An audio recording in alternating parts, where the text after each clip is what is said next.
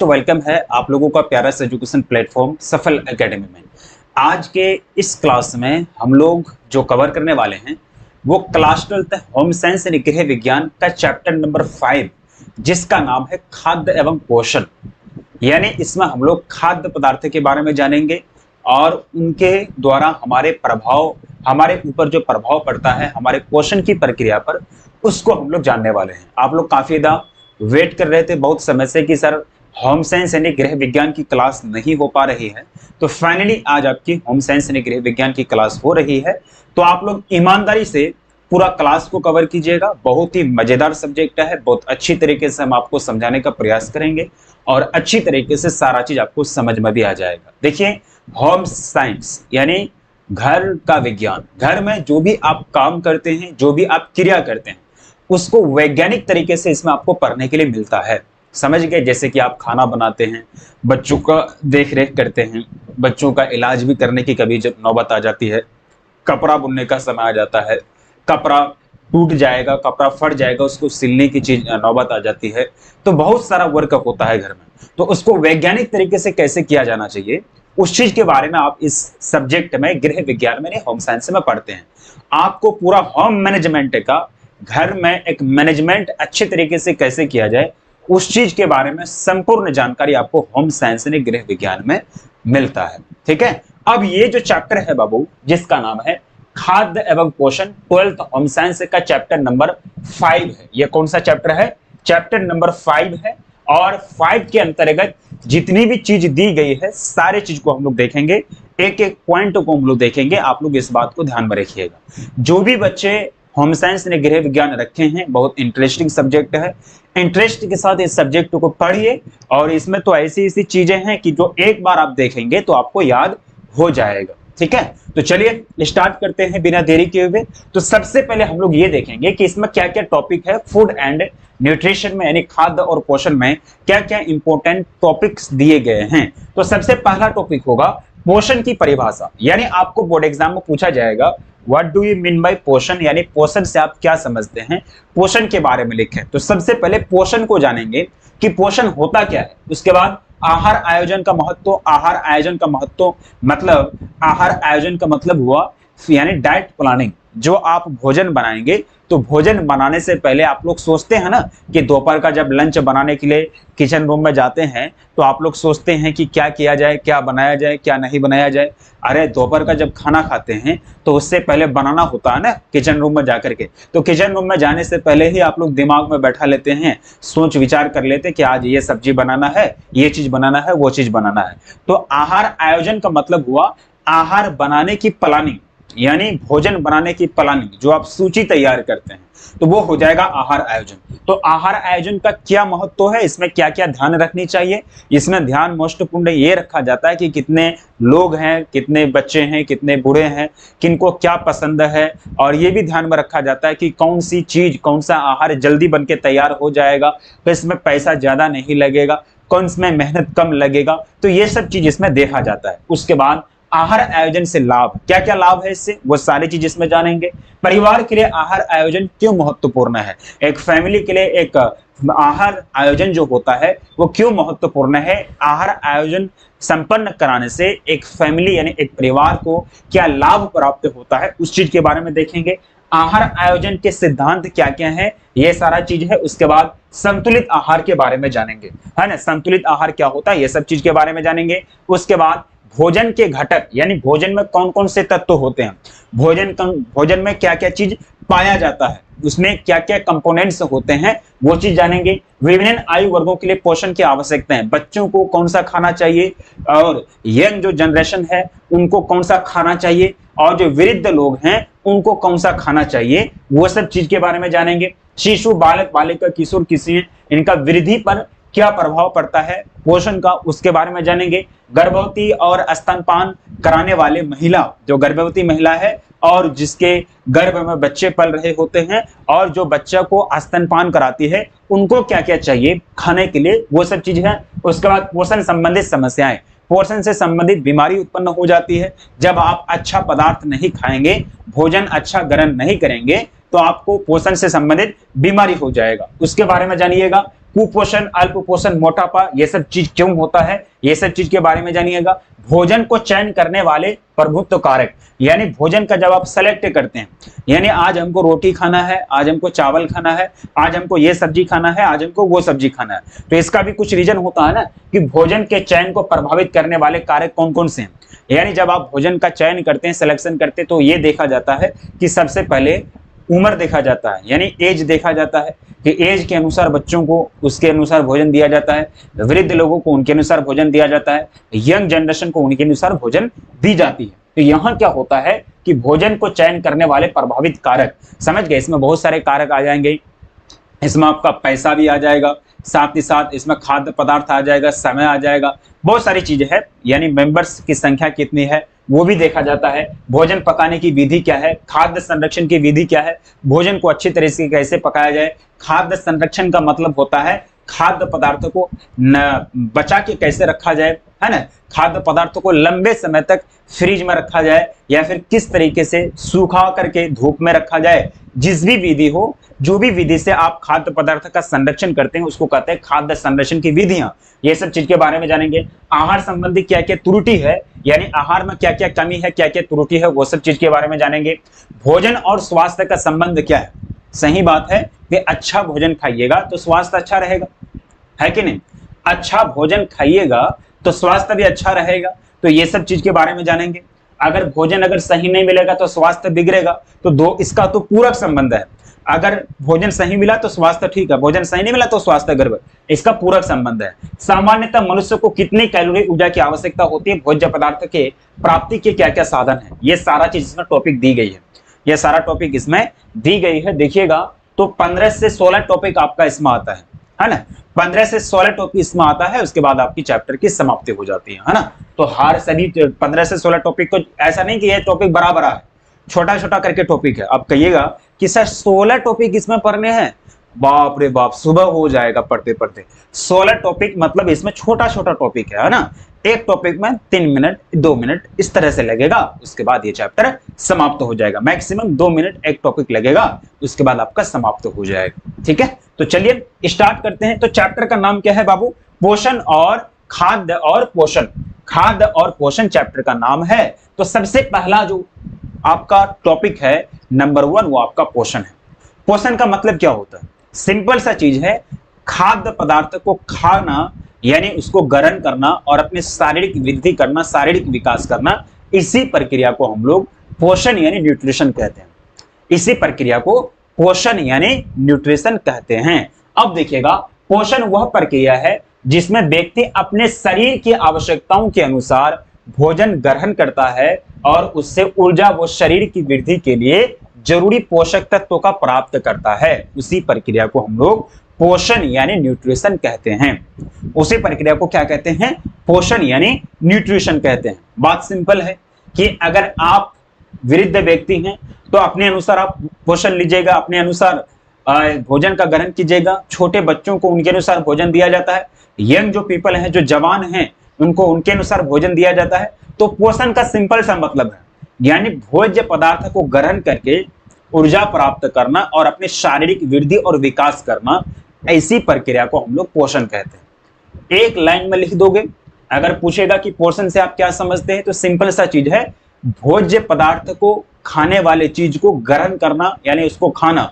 भोज्य पदार्थ को ग्रहण कर उससे ऊर्जा की प्राप्ति करके अपना शारीरिक वृद्धि और विकास करने की प्रक्रिया यानी प्रोसेस को हम लोग पोषण यानी न्यूट्रिशन कहते हैं। समझ गए, एक ही लाइन में, बस इतना। आप खाना खा रहे हैं तो वो पोषण के अंतर्गत आता है। आप खाना खा करके अपना शारीरिक वृद्धि और विकास करते हैं, इसी को पोषण कहते हैं, है ना। आप दोपहर का खाना खाते हैं, शाम का खाना खाते हैं, सुबह का नाश्ता करते हैं, जो भी चीज आप खाते हैं, खा करके अपने शारीरिक वृद्धि और विकास करते हैं, इसी प्रक्रिया को पोषण कहते हैं। भोज्य पदार्थ को खाकर यानी ग्रहण करके उससे ऊर्जा की प्राप्ति करके अपने शारीरिक वृद्धि और विकास करने की प्रक्रिया ही पोषण है। सिंपल सा चीज है। तो ये पूछेगा तो बन जाएगा क्या, ये पूछेगा तो बन जाएगा। अगर टॉपिक के रूप में पूछेगा कि what do you mean by nutrition, यानी आप पोषण से क्या समझते हैं, पोषण से आपका क्या संबंध है, तो क्या इस तरह से अगर पूछेगा तो बना दोगे आराम से। अगर पूछेगा पोषण के बारे में इतना लिख दोगे, समझ गए। अब सरल शब्दों में इसको देख लो, आसान भाषा में इसको देख लो, पोषण का मतलब है ऐसा खाना खाना जिससे हमारा शारीरिक ताकत और स्वस्थ और ठीक से काम करे, यानी ऐसा खाना खाना जिससे हमारा शरीर ताकतवर बने, स्वस्थ हो और मेरा शरीर जो है ठीक से काम करे। तो इसी प्रक्रिया को हम लोग पोषण कहते हैं। इसी प्रक्रिया को क्या कहते हैं बाबू? पोषण कहते हैं। सिंपल सा चीज है, यानी सिंपल सा चीज है। पोषण का मतलब हुआ ऐसा भोज्य पदार्थ ग्रहण करना। अब कहिएगा कि सर हम पानी पीते हैं, सर हम बिस्किट खाते हैं, तो वो क्या पोषण के अंतर्गत आएगा? नहीं रे बाबा, बिस्किट खाने से आपके अंदर एनर्जी आई? बिस्किट खाने से आपका शारीरिक विकास और वृद्धि हुआ? नहीं हुआ ना, तो वो पोषण नहीं कहलाएगा। यानी ऐसा भोज्य पदार्थ ग्रहण करो जिससे आपका शारीरिक विकास और वृद्धि हो और ऊर्जा की प्राप्ति हो, तब वो प्रक्रिया कहलाएगा आपका पोषण। समझ गए? तब वो प्रक्रिया क्या कहलाएगा? पोषण कहलाएगा। शाम सुबह दोपहर को आप लंच करते हैं, खाना खाते हैं, उससे आपको एनर्जी मिलता है जिससे शारीरिक और वृद्धि और विकास होता है, वो पोषण है। रात को आप रोटी खाते हैं, है ना, रोटी खाने से आपको ऊर्जा मिलता है, आपके शरीर का वृद्धि और विकास होता है, तो यही आपका पोषण है। बात समझ में आ गई? कोई दिक्कत? कोई दिक्कत नहीं। तो पोषण का सिंपल सा मतलब समझ गए। आहार आयोजन का महत्व आप समझेंगे। आहार आयोजन होता क्या है, इसके क्या महत्व है, उस चीज को समझेंगे। पोषण इतना छोटा टॉपिक है, समाप्त तो हो गया आसानी से, है ना। पोषण के बारे में पूछेगा तो आराम से इसको लिख दोगे। अब देखो आहार आयोजन का महत्व, सिंपल सा चीज है। सबसे पहले हम लोग ये समझेंगे कि आहार आयोजन होता क्या है, यानी जो मील प्लानिंग है वो होता क्या है, आहार आयोजन, उसको हम लोग सबसे पहले देखते हैं। समझ गए? एक बात बताइएगा, सारी चीज तो समझ में आ रही है? यस या नो? सारी चीज समझ में आ रही है? यस या नो आप लोग बताइएगा। चलिए ठीक है, मैं बिल्कुल ठीक हूं, आप लोग बताइएगा आप लोग कैसे हैं। गुलफशा खातून, साजन खान, गुंजन कुमारी, उनके बाद है साजन खातून, असलम खान, आतिफा। थोड़ा बहुत भी समझ में आ रही है? यस या नो? थोड़ा बहुत भी समझ में आ रही है कि नहीं? चलो बहुत अच्छी बात, अगर समझ में आ रही है तो बहुत अच्छी बात है। ठीक है, चलो वेरी गुड, बहुत अच्छी बात है। आप लोग पहले अपने दोस्तों को बोल दीजिएगा जो आपके साथ बैच में ज्वाइंट हैं, तो उनको बोल दीजिएगा कि हाँ क्लासेस स्टार्ट हो चुकी है, यहाँ करके वो ज्वाइन कर ले, है ना। चलो वेरी गुड, कोई दिक्कत नहीं है। Yes sir, yes sir. Gulfasha Khatoon, Gulnaz Rahmani, Neeru Kushwaha, कोई दिक्कत नहीं। ठीक है, चलो बहुत आसान सब्जेक्ट है, कोई बहुत बड़ा सब्जेक्ट नहीं है ये, है ना, बहुत आसान सब्जेक्ट है, उसको आराम से देखोगे सारा चीज समझ में आएगा। ठीक है, चलो अब हम लोग चलते हैं मील प्लानिंग के बारे में, यानी आहार आयोजन का महत्व, importance of diet planning. Diet planning का मतलब होता आहार आयोजन। डाइट प्लानिंग का मतलब क्या होता? आहार का आयोजन। समझ गए? कोई दिक्कत? कोनो दिक्कत? ध्यान से देखो, आहार आयोजन, जब हम अपने भोजन की योजना सोच समझकर बनाते हैं, जब आप लंच बनाने के लिए किचन रूम में जाते हैं तो आप सोचते हैं ना कि आज सब्जी ये बनेगा, आज इतना आदमी का खाना बनाया जाएगा, आज सब्जी में ये बनाएंगे, ये चीज बनाएंगे, है ना, सोच सोच करके मन खुश हो जाता है। तो आप भोजन तैयार करने से पहले मन में जो प्लानिंग करते हैं, मन में जो सोच विचार करते हैं, उसी को कहते हैं आहार आयोजन। समझ गए? तो ये भोजन तैयार करने से पहले भोजन के से संबंधित सारी बातों को सोच समझ कर लेना, यानी सारी बातों सोच समझ विचार कर लेना कि आज क्या बनाना है, आज क्या बनाएंगे, नहीं बनाएंगे, इसी को कहते हैं आहार आयोजन। सिंपल सा चीज है। जब हम अपने भोजन की योजना सोच समझकर बनाते हैं जिससे सभी पोषक तत्व सही मात्रा में मिले, तो उसे आहार आयोजन कहते हैं। आहार आयोजन का मतलब होता है जब हम कोई भी भोजन की योजना बनाते हैं, जब हम कोई भी भोजन की योजना बनाते हैं तो हम लोग ये ध्यान में रखते हैं कि ये जो भोजन बनाने वाले हैं तो इससे सभी प्रकार के पोषक तत्व मिल जाएंगे। कार्बोहाइड्रेट मिल जाएगा, वसा मिल जाएगा, प्रोटीन मिल जाएगा। कार्बोहाइड्रेट, वसा और प्रोटीन आपके शरीर के विकास के लिए और शरीर में ऊर्जा प्रदान के लिए सबसे बड़ा और सबसे इंपॉर्टेंट फैक्टर है। कार्बोहाइड्रेट और वसा, और शरीर कार्बोहाइड्रेट, वसा, साथ ही साथ प्रोटीन आपके शारीरिक विकास के लिए सबसे ज्यादा योगदान देता है। आपके शारीरिक विकास के लिए सबसे ज्यादा योगदान अगर होता है तो प्रोटीन का होता है। सेल का जब विभाजन होता है, आप कोशिका के बारे में पढ़े होंगे, जब आप कोशिका के बारे में 9th क्लास में भी पढ़े होंगे, 8th क्लास में भी पढ़े होंगे, तो कोशिका शरीर का शारीरिक संरचना का सबसे छोटा यूनिट होता है। कोशिका के बाद बनता है उत्तक, उत्तक के बाद बनता है शरीर, शरीर के बाद उत्तक के बाद बनता है आपका अंग, अंग के बाद बनता है आपका शरीर, है ना, यानी जीव का निर्माण होता है। तो जीव जंतु का बॉडी का सबसे छोटा पार्ट है कोशिका, और कोशिका बनने में सबसे ज्यादा योगदान प्रोटीन का होता है। तो प्रोटीन रहेगा तब ना आपका शरीर का वृद्धि होगा। जब कोशिका बढ़ेगा, कोशिका ज्यादा से ज्यादा बढ़ेगा, एक कोशिका और कोशिका बढ़ेगा, हजारों मिलियन में कोशिका आपका है ना, एक दिन में 1000 मिलियन कोशिका आपका बढ़ेगा, तब ना आपका शरीर का विकास होगा, शरीर का फैलाव होगा। तो ये क्या होता है कि आपकी शारीरिक विकास होती है। तो कहने का मतलब ये हुआ कि प्रोटीन, साथ ही साथ कार्बोहाइड्रेट, जिससे आपको एनर्जी मिलता है, ये सब चीज जिस भोज्य पदार्थ में मिलेगा उसी से आप क्या करेंगे, उसी को भोजन के रूप में ग्रहण करेंगे। तो जब आप भोजन बनाने के लिए सोचते हैं तो ये सारा चीज सोचना पड़ता है कि कौन से भोज्य पदार्थ में, कौन से भोजन में सारे प्रकार के पोषक तत्व तो मिल जाएंगे। तो उसको, इसी प्रक्रिया को हम लोग आहार आयोजन कहते हैं। समझ गए? इसका उद्देश्य अच्छा स्वास्थ्य बनाए रखना है। यानी आहार आयोजन का मकसद क्या है? कोई भी आदमी प्लानिंग करता है कि ये चीज बनाएंगे, वो चीज बनाएंगे, तो इसका मकसद यही है कि हमको जो है अच्छा भोजन बनाना है, अच्छा भोजन बनाना है जिससे मेरा शरीर स्वस्थ हो, जिससे हमारा ताकत मिले। तो ये हो जाएगा आहार आयोजन की परिभाषा। सिंपल सा चीज है, भोजन तैयार करने से पहले भोजन की योजना सोच समझकर बनाते हैं। भोजन की योजना, भोजन क्या बनाना है, कौन से भोज्य पदार्थ से सभी प्रकार के जो पोषक तत्व हैं जैसे कि कार्बोहाइड्रेट, वसा, ये सब चीज मिल जाएगा आसानी से। ये सब चीज सोच समझकर भोजन तैयार करते हैं। इसी प्रक्रिया को हम लोग आहार आयोजन कहते हैं। समझ गए? तो ये चीज हो जाता है। आहार आयोजन अगर पूछेगा तो आराम से बता दोगे। अब देखो इसके महत्व क्या है, इसके इंपॉर्टेंस क्या है, ध्यान से देखोगे। सबसे पहला चीज है आहार आयोजन का जो मोस्ट इंपॉर्टेंट फैक्टर है, आहार आयोजन करने से क्या होता है कि आपको संतुलित रूप में भोज्य पदार्थ प्राप्त हो जाते हैं, यानी संतुलित आहार आपको मिल जाता है। अगर बिना प्लानिंग किए, बिना आहार आयोजन किए अगर भोजन तैयार करते हैं तो आपको ये समझ में ही नहीं आता है कि कौन से पोषक तत्व किस में ज्यादा है, कौन सा भोजन तैयार करेंगे, किस तरह का भोजन तैयार करेंगे जिससे भोज्य पदार्थ आराम से मिल जाए, यानी सभी प्रकार के पोषक तत्व उसमें आराम से मिल जाए। तो ये क्या है कि सबसे बड़ा चीज है, आहार आयोजन का सबसे बड़ा फैक्टर है, आपको संतुलित आहार मिल जाता है। समझिए, यानी बैलेंस डाइट मिल जाता है। संतुलित आहार का मतलब क्या हुआ? वैसा आहार, वैसा भोजन जिसमें सभी प्रकार के पोषक तत्व इंक्लूड हो, सम्मिलित हो उचित मात्रा में, उसी भोजन को हम लोग संतुलित भोजन यानी संतुलित आहार कहते हैं। बात समझ में आ गई? संतुलित आहार यानी संतुलित भोजन का मतलब क्या हुआ? यानी वैसा भोजन, वैसा आहार जिसमें उचित मात्रा में सभी प्रकार के पोषक तत्व विद्यमान हो, जिसको खा करके हम सेहतमंद और ताकतवर बनते हैं। तो ऐसे आहार को हम लोग संतुलित आहार कहते हैं। समझ गए? तो भोजन प्लानिंग से क्या होता है, यानी आहार आयोजन से क्या होता है कि आपको संतुलित आहार मिल जाता है ना। आहार आयोजन करने के समय ही, आहार आयोजन का मतलब ही होता है कि आप आहार इस तरह से तैयार करें जिसमें सारे पोषक तत्व सम्मिलित हो, और जब उसमें सारे पोषक तत्व सम्मिलित हो उचित मात्रा में, तो उसी प्रकार के भोजन को क्या कहते हैं? संतुलित आहार कहते हैं, संतुलित भोजन कहते हैं। समझ गए?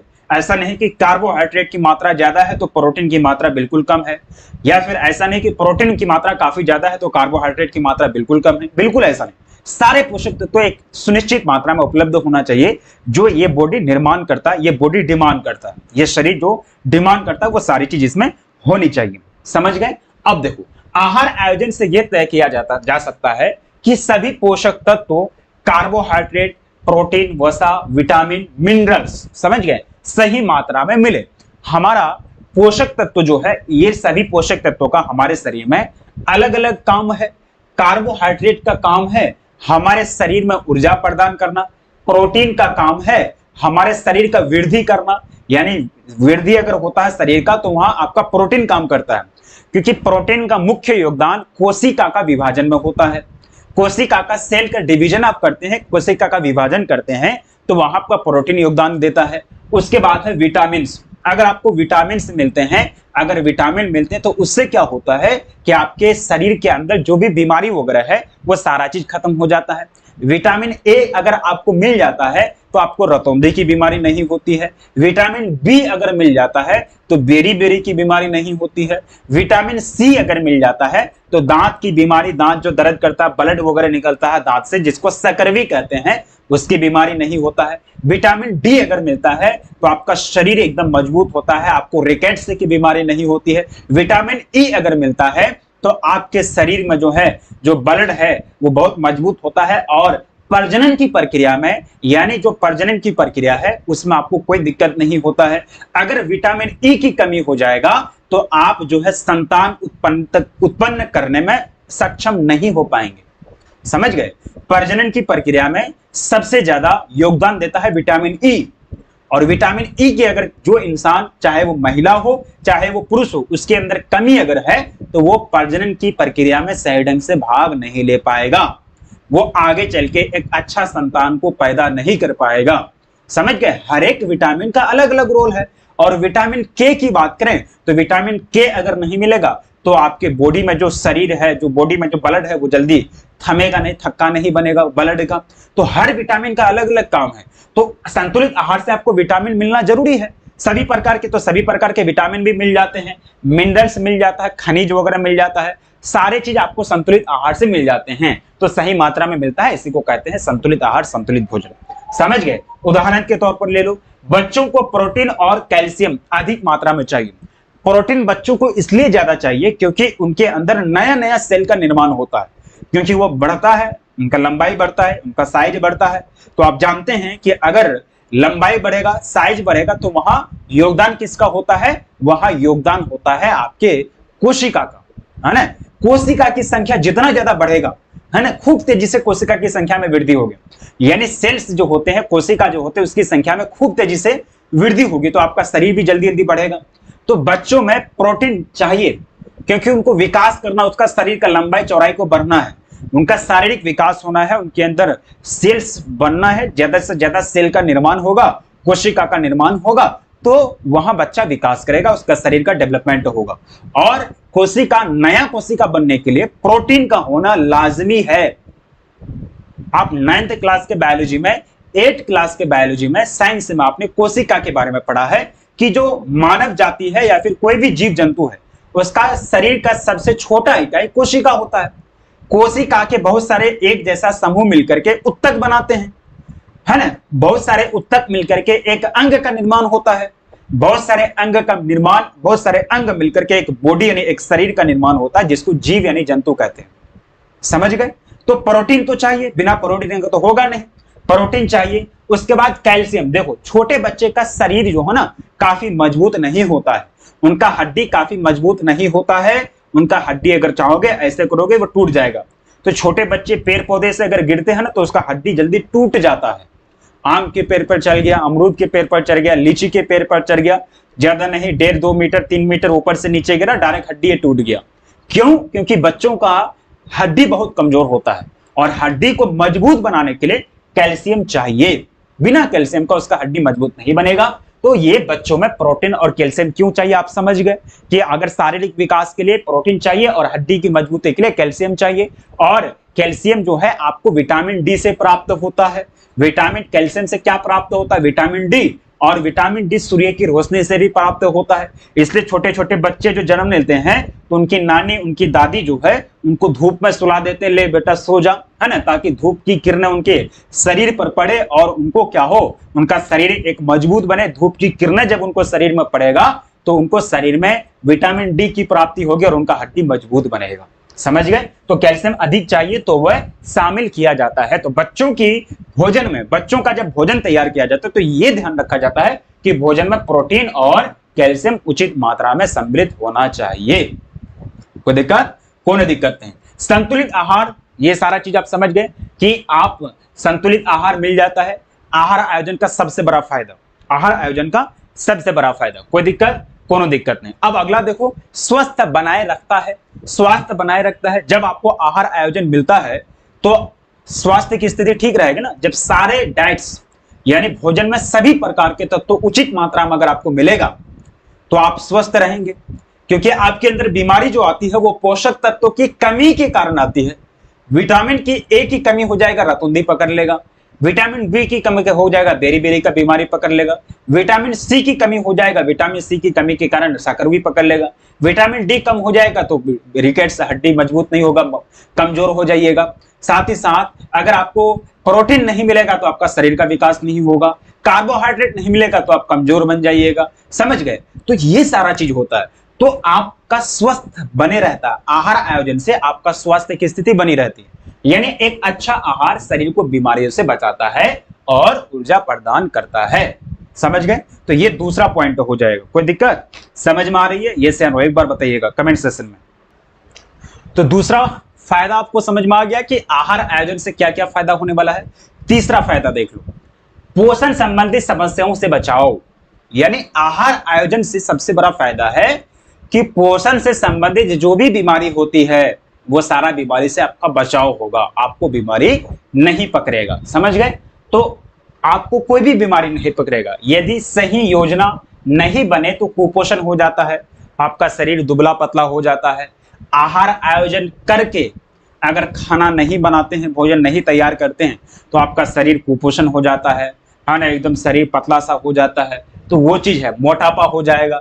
आहार आयोजन से कभी कभी क्या होता है कि भोज्य पदार्थ में जो फैट है, जो वसा है, उसकी मात्रा बढ़ जाने के कारण आप उसको ग्रहण करते हैं तो आपका शरीर मोटा हो जाता है। साथ ही साथ अल्प पोषण हो जाता है। अगर आपको सभी प्रकार के पोषक तत्व सही मात्रा में ना मिले तो आप अल्प पोषित हो जाएंगे, है ना, बिल्कुल बीमार हो जाएंगे। तो ये सब चीज होता है। तो ये पोषण संबंधी समस्याएं हैं, ये सारी समस्याएं हो सकती है। क्लियर? अगला देखो, अगला है प्यारे बच्चों, उम्र और कार्य के अनुसार भोजन तय करना। यानी आहार आयोजन के अंतर्गत, ये आहार आयोजन की पॉइंट्स हम बता रहे हैं। आहार आयोजन के अंतर्गत उम्र और कार्य के अनुसार आप क्या करते हैं? भोजन तय करते हैं। यानी बच्चों का उम्र कितना है, उनका काम क्या है। आप फैमिली मेंबर का जब खाना बनाते हैं तो ये देखते हैं कि कितने लोग हैं। साथ ही साथ ये देखने के बाद आप ये देखते हैं कि जवान लोगों की संख्या कितनी है, वृद्ध लोगों की संख्या कितनी है, बच्चों की संख्या कितनी है। तो आप जो है उम्र और सभी लोगों का काम को देखते हुए खाना बनाते हैं। आप खाना बनाइएगा, आपके घर में ज्यादातर लोग जो है भारी काम करते हैं, यानी खेत में जाकर के, है ना, बड़ा बड़ा काम करते हैं एकदम खूब। जो मकई का बोरा है, यानी जो मक्की का बोरा है, उसको उठाने का काम करते हैं, उसको उठा करके लोड करने का काम करते, तो एनर्जी तो ज्यादा लगेगा उसमें। और शाम को वो घर आएगा, शाम को घर आएगा तो उसको आप भोजन के रूप में क्या दीजिएगा, क्या खाने के लिए दीजिएगा उसको? भोजन के रूप में मुढ़ी भुजा, है ना, होता है ना, पफ्ड राइस जिनको बोलते हैं, पफ्ड राइस, है ना, पफ्ड राइस। मुढ़ी जो होता है, मुढ़ी चावल, जो चावल को भून करके तैयार किया जाता है, नाश्ता में खाते हैं, वो खाने के लिए देते हैं। तो क्या उनके अंदर ऊर्जा की मेंटेनेंस हो जाएगा? क्या उनको शक्ति प्राप्त हो जाएगी? उन्होंने जो काम किया उस काम में तो ज्यादा एनर्जी लगा। आप उसको खाने के लिए क्या दे रहे हैं? आप पफ्ड राइस दे रहे हैं, यानी जो चावल भून करके तैयार किया जाता है जिसको मुढ़ी कहते हैं, वो खाने के लिए दे रहे हैं। तो क्या उनको मेंटेनेंस हो जाएगा? ये तो उल्टा हो गया। तो आप कार्य के अनुसार देखेंगे ना कि काम क्या करता है बंदा, या फिर काम क्या करता है आदमी, उनके अनुसार उनको भोजन देंगे। काम करेगा हार्ड और उनको खाने के लिए दीजिएगा एकदम बिस्किट या फिर मुढ़ी, तो रहेगा? जिंदा नहीं रहेगा ना। तो ये भी चीज देखना पड़ता है। और भोजन तय करना उम्र और कार्य के अनुसार, यानी जैसे बच्चों, वयस्कों, बुजुर्गों और गर्भवती महिलाओं की जरूरतें अलग अलग होती है, आयोजन में इसे ध्यान में रखा जाता है। यानी बच्चे जो होते हैं वो इसमें यह ध्यान रखा जाता है कि बच्चे को ऐसा भोजन देंगे जिससे प्रोटीन और कैल्शियम की पूर्ति हो जाए, क्योंकि बच्चों को सबसे ज्यादा डिमांड क्या है? प्रोटीन और कैल्शियम की डिमांड है। उनके बाद वयस्कों को ऐसा भोजन देंगे जिनसे उनको, है ना, ताकत, सारे प्रकार के पोषक तत्व प्राप्त हो जाए। बुजुर्गों को यानी वृद्ध लोगों को ऐसे भोजन देंगे जिसका पाचन वो सही से कर ले, क्योंकि वृद्ध लोग, जो बुजुर्ग लोग हैं, उनका पाचन सिस्टम सही से काम नहीं करता है। तो आप ये ध्यान देंगे जो वृद्ध लोग हैं, जो बुजुर्ग लोग हैं, उनको आप ऐसे भोज्य पदार्थ प्राप्त देंगे, प्रदान करेंगे जो आसानी से वो पचा ले, है ना। साथ ही साथ गर्भवती महिला को ऐसा भोजन देंगे जिससे उनको दिक्कत ना हो। ऐसा नहीं कि पेट भर के उनको खाना खिलाएंगे, क्योंकि उनके पेट में बच्चा पल रहा है, तो ये भी ध्यान रखना पड़ता है कि उनको आयरन की प्राप्ति हो, उनका खून बने शरीर में। क्योंकि जब बच्चा जब पेट में पल रहा है, गर्भवती महिला है, तो उनको पोषक तत्वों की बहुत ही ज्यादा जरूरत पड़ती है, खास करके आयरन की ज्यादा जरूरत पड़ती है। इससे उनको साग वगैरह, पालक साग हो गया, ये सब चीज ज्यादा खिलाना चाहिए। तो जिस तरह का आदमी है, जिस तरह का काम और उम्र है, उसी के अनुसार ना भोजन तैयार कीजिएगा। तो ये है आपका आहार आयोजन का सबसे बड़ा इंपॉर्टेंट पॉइंट है ना। जरूरतें अलग अलग होती है और आयोजन में, आहार आयोजन में इसको ध्यान में रखा जाता है। पहला हो गया 4 पॉइंट। अगला देखो, अगला 5वां पॉइंट ये है कि बाबू, जब आप भोजन तैयार करने के लिए जाते हैं, यानी आहार आयोजन जब आप बनाते हैं, यानी खाना बनाने से पहले, आहार का निर्माण करने से पहले जो प्लानिंग करते हैं उसको कहते हैं आहार आयोजन। तो आहार आयोजन करते समय यह भी ध्यान में रखा जाता है कि किसमें ज्यादा पैसा लग रहा है, किसमें कम लग रहा है। ऐसा नहीं कि बादशाह वाला जिंदगी गुजार रहे हैं, घर में यहाँ आर्थिक स्थिति बहुत दयनीय है और हम जो है मीट मछली और बिल्कुल एकदम हाई लेवल का सामान बनवा रहे हैं किचन रूम में, तो फिर ये नहीं चलेगा ना। तो आपको आर्थिक, यानी आर्थिक बजट का ध्यान रखना पड़ता है। सीमित बजट में, यानी लिमिटेड पैसा में आपको अच्छा पौष्टिक भोजन बना करके तैयार करना होता है। समझ गए? यानी आपको यह भी ध्यान रखना पड़ता है कि ज्यादा खर्च ना हो जाए। समझ गए? तो आपको यह ध्यान रखना पड़ता है कि पौष्टिक आहार प्राप्त करने के चक्कर में ज्यादा पैसा न लग जाए भोजन के खाद्य सामग्री को खरीदने के लिए। ठीक है, तो ये भी चीज ध्यान में रखा जाता है कि आर्थिक बजट का ध्यान इसमें रखा जाता है। तो टोटल कितना हो गया भाई? 5 पॉइंट। अगर आपको पूछेंगे कि आहार आयोजन क्या होता है, आहार आयोजन की परिभाषा दे दोगे, आहार आयोजन का क्या महत्व है, क्या इसके पॉइंट्स हैं, क्या इसके गुण हैं, क्या इसकी विशेषता है, तो आपको कुछ भी पूछेगा आहार आयोजन की क्या विशेषता है, आहार आयोजन से क्या समझते हैं, 5 नंबर में भूले से अगर पूछ लिया, 5 नंबर में भूले से अगर पूछ लिया, तो सारा चीज एक तरफ से लिख डालिएगा, सारा चीज एक तरफ से लिख डालिएगा। 5 पॉइंट आपको बताए हैं। संतुलित आहार सुनिश्चित करना, स्वस्थ बनाए रखना, पोषण संबंधित समस्याओं का बचाव, साथ ही साथ आर्थिक बजट को भी ध्यान में रखा जाता है। ये सारा चीजें अब देखोगे आहार आयोजन से क्या लाभ मिलता है। जब आप आहार आयोजन करते हैं, यानी सोच समझ करके भोजन तैयार करते हैं, तो उससे आपको क्या फायदा मिलता है, क्या लाभ मिलता है, उसको आप देख लीजिए। तो सबसे पहला पॉइंट है, ये मिलता है कि समय और पैसे की बचत होती है ना। ज्यादा समय से सोचना नहीं पड़ता है कि भाई क्या बनाएंगे क्या बनाएंगे क्या बनाएंगे, और जब आप प्लानिंग कर लेते हैं तो ज्यादा पैसा खर्च नहीं होता है, कम पैसे में ही आप काम निकाल लेते हैं, सभी प्रकार के सामान को खरीद लेते हैं जो चाहिए। समझ गए? यहां देखिएगा, पहले से भोजन की योजना बनाने से बाजार से जरूरी चीजें ही खरीदी जाती है। अगर पहले से भोजन का योजना नहीं बनाइएगा तो बाजार में जाइएगा तो सोचिएगा कि आज ये बना लेते हैं, कल वो बना लेते हैं, सोचने लग जाइएगा, है ना। आज ये बनाएंगे, कल वो बनाएंगे, तो सोच विचार करने लग जाइएगा। तो ये क्या है कि आहार आयोजन करने से आपका क्या होता है कि आपको सोचने समझने में ज्यादा समय नहीं लगाना पड़ता है ना। आप ज्यादा सोच समझ नहीं करते हैं, आपके पैसे की बचत होती है। अगर भोजन की योजना पहले से नहीं बनाइएगा तो बाजार जाइएगा, भोजन की योजना बनाने से पहले ही तो बाजार जाकर के जो भी चीज देखिएगा कहिएगा कि नहीं आज ये बना लेते हैं, और नहीं आज ये बना लेते हैं, छोड़ो आज ये बना लेते हैं। तो वही कंफ्यूजन में समय की भी बर्बादी होगी और आप एक से ज्यादा सामान भी खरीद लेंगे, जो आपको जरूरत नहीं है वो भी सामान खरीद लेंगे, जिससे आपका क्या होगा, आपका पैसा भी खत्म हो जाएगा, पैसा भी बर्बाद हो जाएगा। समझ गए? तो आहार आयोजन से सबसे पहला लाभ समय और पैसे की बचत होती है, रुपया की बचत होती है। उसके बाद बचा हुआ भोजन बर्बाद नहीं होता है। यानी आहार आयोजन जब आप तैयार करते हैं तो ये देखते हैं कि हमारे परिवार में इतने लोग हैं, चलो 10 लोग हैं तो 10 लोग कितना भोजन ग्रहण करेंगे, कितना खाएंगे, उसी के अनुसार आप भोजन तैयार करते हैं। तो वो क्या होता है कि आपका भोजन बाद में एक्स्ट्रा नहीं बचता है और वो बासी भोजन नहीं बन जाता है। बासी भोजन तो आप खाइएगा नहीं, तो बासी नहीं होता, उसको रखने की जरूरत नहीं पड़ती है और फिर आपका कोई भी भोजन बर्बाद नहीं होता है। यानी सही योजना से हर चीज की मात्रा पहले से तय रहती है और जितने मेंबर हैं, जितने लोग हैं खाने वाले, सारे लोग खा लेते हैं, भोजन बराबर हो जाता है, बचता भी नहीं है, सारे लोगों को पूरा भी हो जाता है। ये फायदा है। उसके बाद है स्वस्थ जीवन शैली को बढ़ावा देना। अगर आप आहार आयोजन करके स्वस्थ बनाते हैं, मतलब आहार आयोजन करके अगर आप क्या करते हैं, भोजन की तैयारी करते हैं, भोजन बनाते हैं, तो आपका जीवन जो है, जीवन शैली स्वस्थ होता है, किसी भी प्रकार की इसमें दिक्कत नहीं होती है। यानी सही पोषण से शरीर तंदुरुस्त रहता है और रोग प्रतिरोधक क्षमता बढ़ती है, यानी इम्यूनिटी पावर बढ़ता है। रोग प्रतिरोधक क्षमता का मतलब हुआ कि आपके अंदर इम्यूनिटी पावर बढ़ती है। रोग प्रतिरोधक क्षमता क्या हो जाएगा, रोग प्रतिरोधक क्षमता यानी इम्यूनिटी पावर आपके अंदर बढ़ती है। बात समझ में आ गई? जो इम्यूनिटी पावर है वो आप चीज बढ़ेगा, स्वस्थ जीवन शैली आपको मिलेगा, आप जीवन में स्वस्थ रहेंगे, किसी भी प्रकार की बीमारी नहीं होगी। उसके बाद भोजन में विविधता आती है, यानी बार बार एक ही भोजन नहीं खाते हैं आप, है ना। जब आहार आयोजन करते हैं तो सोचते हैं कि अरे कल तो ये खाया था हमने, आज वो नहीं खाएंगे, कल भी खाया था, परसों भी खाया था, आज भी वो चीज नहीं खाएंगे। इससे क्या होगा कि भोजन ग्रहण करने वाले काफी ज्यादा उब जाएंगे, और वो काफी ज्यादा उब जाएंगे तो फिर भोजन वो लोगों को अच्छा नहीं लगेगा, क्योंकि बार बार एक चीज को खाना, 2-3 दिन लगातार तक एक ही प्रकार के सब्जी को खाना ठीक नहीं लगेगा। तो इससे आप ध्यान में रखेंगे कि कल को क्या बनाया था, आज ये बनाएंगे, कल वो बनाए थे तो आज ये बनाएंगे, कल गोभी बनाए थे तो आज आलू बैगन बनाएंगे, कल मीट बनाए थे तो आज सब्जी बनाएंगे। तो इस तरह से चीज आप क्या करते हैं, विविधता लाते हैं, डाइवर्सिटी लाते हैं, समझ गए। हर दिन कुछ नया और स्वादिष्ट पोषक भोजन तैयार किया जा सकता है।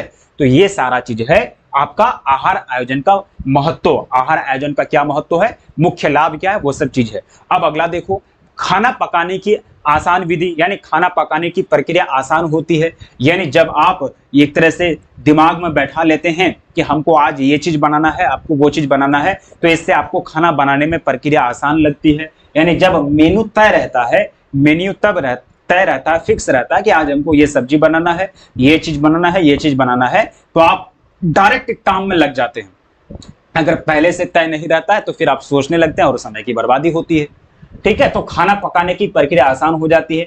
तो कुकिंग समय पर और आराम से होती है, कुकिंग समय पर और आराम से कुकिंग होती है। उसके बाद है परिवार की पोषण आवश्यकताओं को पूरा करता है। यानी आहार आयोजन से आपका क्या है, परिवार में सभी लोगों के जो पोषक तत्वों का डिमांड रहता है, सभी लोगों को जो पोषण चाहिए, जो पोषक तत्व चाहिए, उसको आप डिमांड को पूरा कर देते हैं। यानी सभी सदस्य जैसे बच्चे, वृद्ध, महिला आदि की जरूरतों का ध्यान रखा जाता है। तो ये सारा चीज है ना। तो अगर आपको पूछेगा कि आहार आयोजन के लाभ क्या है, आहार आयोजन के लाभ क्या है, मील प्लानिंग के लाभ क्या है, फायदे क्या है, प्रॉफिट्स क्या है, तो क्या इस तरह से आप बना पाओगे ना?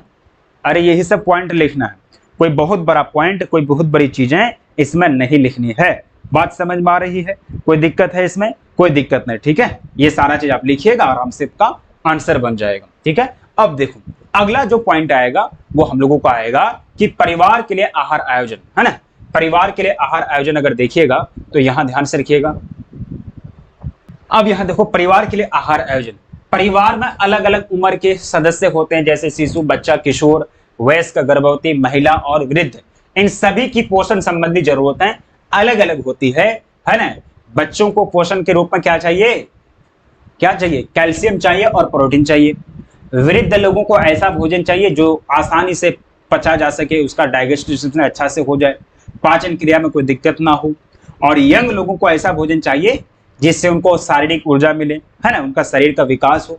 तो ये सब चीजें अलग अलग होती है। आहार आयोजन करते समय इन बातों का ध्यान रखना जरूरी होता है। आहार आयोजन परिवार के लिए, देखो मुख्य बात आप क्या क्या ध्यान रखेंगे जब आहार आयोजन परिवार के लिए तैयार करेंगे, जब फैमिली के लिए खाना बनाने के लिए आहार आयोजन बनाएंगे तो क्या क्या तैयार रखेंगे। सभी आयु वर्ग के सदस्यों की जरूरत है। बच्चों को प्रोटीन और कैल्शियम चाहिए, इस चीज का ध्यान रखिएगा कि जो बच्चे हैं परिवार में तो उसको प्रोटीन और कैल्शियम चाहिए। तो प्रोटीन और कैल्शियम किस भोजन से मिलेगा, उस भोजन बनाइएगा आप, समझ गए। बुजुर्गों के लिए हल्का और सुपाच्य भोजन चाहिए, ये भी ध्यान में रखिएगा, समझ गए। उसके बाद महिलाओं को आयरन और कैल्शियम अधिक चाहिए, क्योंकि महिलाओं को शरीर में आयरन की कमी होती है, कैल्शियम की कमी होती है। तो महिलाओं को सबसे ज्यादा क्या चाहिए, आयरन और कैल्शियम चाहिए। बच्चों को प्रोटीन और कैल्शियम चाहिए। बुजुर्गों को हल्का, यानी वृद्ध लोग को हल्का भोजन और सुपाच्य भोजन चाहिए, जो आसानी से पच जाए, जो आसानी से क्या हो, पच जाए। तो सभी आयु वर्ग के सदस्यों की जरूरत है, ये सब चीज है। अगर आपको पूछेगा तो आप आराम से लिख सकते हो कि आहार आयोजन, जब परिवार के लिए आहार आयोजन तैयार करेंगे, परिवार के लिए आहार आयोजन जब तैयार करेंगे तो क्या क्या ध्यान में रखना चाहिए। तो परिवार के लिए आहार आयोजन जब तैयार करेंगे तो निम्न मुख्य बातों को आपको ध्यान में रखना चाहिए। सभी वर्गों के सदस्यों की जरूरतों को ध्यान में रखना चाहिए, जैसे कि क्या क्या जरूरत है। स्थानीय और मौसमी खाद्य पदार्थों का प्रयोग करें। देखिए, आप अगर बाजार के खाद्य पदार्थ का प्रयोग करेंगे तो उसमें क्या होता है कि उसमें क्योंकि वो फर्टिलाइज्ड होता है, उसमें पीड़कनाशी दवाई वगैरह यानी खाद्य पदार्थ जो मार्केट में बिकता है, तो उसमें ज्यादातर जो होता है भोज्य पदार्थ, उसमें ज्यादा ये रासायनिक पदार्थ का प्रयोग किया जाता है, यानी उर्वरक का प्रयोग किया जाता है। तो उर्वरक का प्रयोग के कारण वो भोज्य पदार्थ में खाद, सार, यूरिया ये सब चीज देखने के लिए मिलेगा। इसलिए स्थानीय पदार्थ यानी जो आप अपने क्षेत्र में करते हैं, जो आपके अगल बगल में जो स्थानीय पदार्थ उत्पादित होता है, उसी को भोजन के रूप में ग्रहण करना चाहिए। यानी स्थानीय और मौसमी खाद्य पदार्थ का प्रयोग करें, इससे भोजन सस्ता और ताजा मिलता है। यानी अगर आपके बगल में, गांव के बगल में कोई मार्केट है, कोई सब्जी का तो बारी है, या फिर कहीं सब्जी का बेचने का मार्केट है, छोटा सा मार्केट आपके गांव में ही अगर बेचा जाता है, उसी को खरीदना है। सस्ता भी मिलेगा और फ्रेश भी मिलेगा, समझ गए। पोषक तत्व भी अधिक रहते हैं उसमें। और मार्केट में जाइएगा खरीदने के लिए तो ताजा तो मिलेगा नहीं, फ्रेश नहीं मिलेगा और दिक्कत होगा। तो ये सारी चीजें, तो स्थानीय और मौसमी खाद्य पदार्थों का प्रयोग करना चाहिए। परिवार की आर्थिक स्थिति का ध्यान रखना चाहिए, है ना। जब परिवार के लिए भोजन तैयार करने के लिए आप प्लानिंग करेंगे तो आर्थिक स्थिति ध्यान रखिएगा कि कितना पैसा है, नहीं है। महंगे की जगह सस्ते लेकिन पौष्टिक विकल्प जैसे दाल, चना, गुड़, मूंगफली आदि चुने, है ना। आपको ज्यादा हाई लेवल में नहीं जाना है, ज्यादा पैसा खर्च करने की जरूरत नहीं है।